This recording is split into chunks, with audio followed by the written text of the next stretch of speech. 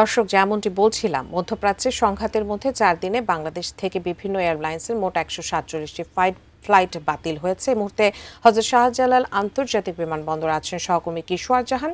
সেখানকার পরিস্থিতি জানতে আমরা আবারও যুক্ত হচ্ছি তার সঙ্গে। কিশোর, কিছুক্ষণ আগেও কিন্তু আপনার সাথে যুক্ত ছিলাম। বিশাল অঙ্কের ফ্লাইট বাতিল হচ্ছে, তবে একটি সুখবর যে কাতারের ভিসার মেয়াদ কিন্তু আরও ১ মাস বাড়লো। কিন্তু আমার কথা হচ্ছে, অভ্যন্তরীণ কর্তৃপক্ষ যারা আছেন যাত্রীদেরকে তারা আগে ভাগে জানাবার যে বিষয়টি আছে যে ফ্লাইট বাতিলের, সেটি নিয়ে কিছু বলেছেন কিনা?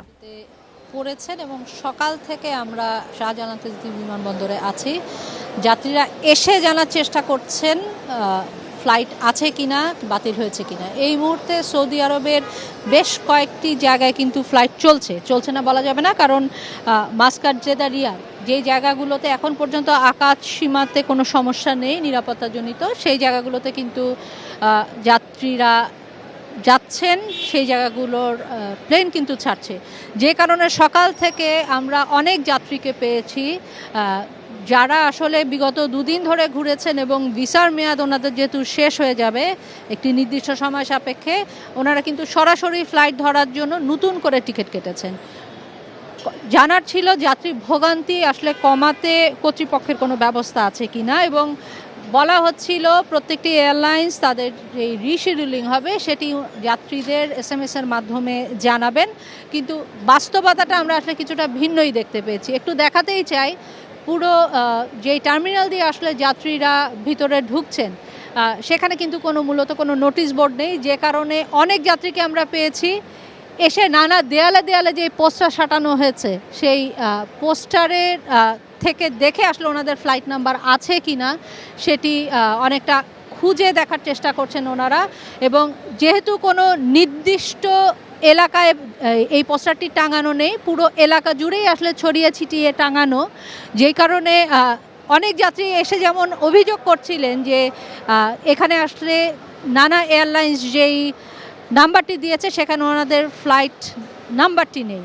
কিন্তু বাস্তবতা হচ্ছে আসলে শুধু এই একটি জায়গায় নয়, এরকম পুরো এয়ারপোর্টের শুরু থেকে শেষ মাথার প্রায় কম বেশি প্রত্যেকটি দেয়ালে নানা এয়ারওয়েজগুলো কিন্তু তাদের যেই বাতিলের শিডিউল বা রিশিডিউলিংয়ের যেই ব্যাপারটি কিংবা কোথায় যোগাযোগ করবেন সেই জিনিসটি ওনারা আসলে এভাবে টাঙিয়ে দিয়ে গেছেন। যেহেতু নির্দিষ্ট কোনো নোটিশ বোর্ড নেই, অনেক যাত্রী আসলে ভোগান্তিতে পড়ছেন, কারণ এয়ারপোর্টের এক মাথা থেকে আরেক মাথায় ওনাদের আসলে ছুটে বেরোতে হচ্ছে কোনো একটি যে এয়ারলাইন্সে ওনারা যাবেন তার পোস্টারটি সেখানে আছে কিনা।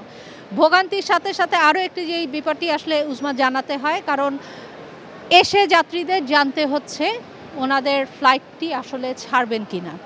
এই জিনিসটিও অস্পষ্ট, কারণ এখান থেকে কানেক্টিং ফ্লাইট যেগুলো যাচ্ছে সৌদি আরবে আকামা নিয়ে এবং কাজের জন্য ফ্রি ভিসায় যারা যাচ্ছেন, অনেকের আমরা দেখেছি কানেক্টিং ফ্লাইট এখান থেকে দিল্লি পর্যন্ত, সেই ফ্লাইটটি গেলেও দিল্লি থেকে দাম্মাম বা জেদ্দা, সেখানে আসলে ফ্লাইটটি ছাড়বে কি না সেটি এখনও অনিশ্চিত। তাই অনেকটা অনিশ্চয়তার মধ্য দিয়েই কিন্তু যাত্রী যারা আছেন তারা এসে এয়ারপোর্টে অবস্থান করছেন এবং দূর দূরান্ত থেকে এসেছেন। শুধু ঢাকা নয়, পুরো বাংলাদেশ থেকে আসলে রাতে ফ্লাইট, সকাল থেকে এসেছেন, গত 3 দিন ধরে অপেক্ষা করছেন। এরকম অসংখ্য যাত্রী আমরা পেয়েছি এবং ভোগান্তিটা আসলে বলবার মতো না। একটি কথা বারবার বলছেন, যেহেতু একটি বিশেষ পরিস্থিতিতে বিশেষ ব্যবস্থা নেওয়ার দাবিটা ওনারা বারবার রাখছেন এবং সঠিকভাবে আসলে তথ্য পাবেন এরকম একটি তথ্য কেন্দ্র ওনারা কিন্তু বারবার আর্জি জানাচ্ছেন, যেখানে গেলে ওনারা সঠিকভাবে জানতে পারবেন যে আসলে ফ্লাইটটি যাবে কি না, কিংবা গেলে সেটি কখন বা রিশিডিউল কখন হবে। তো সব মিলিয়ে আসলে এখন পর্যন্ত এটি উজমা 137টির মতো বিমান কিন্তু গত 4 দিনে এরই মধ্যে বাতিল হয়েছে এবং আজকেও প্রায় অর্ধশতর কাছাকাছি ফ্লাইট কিন্তু এখন পর্যন্ত বাতিল হয়েছে বলে আমরা শুনেছি। উজমা।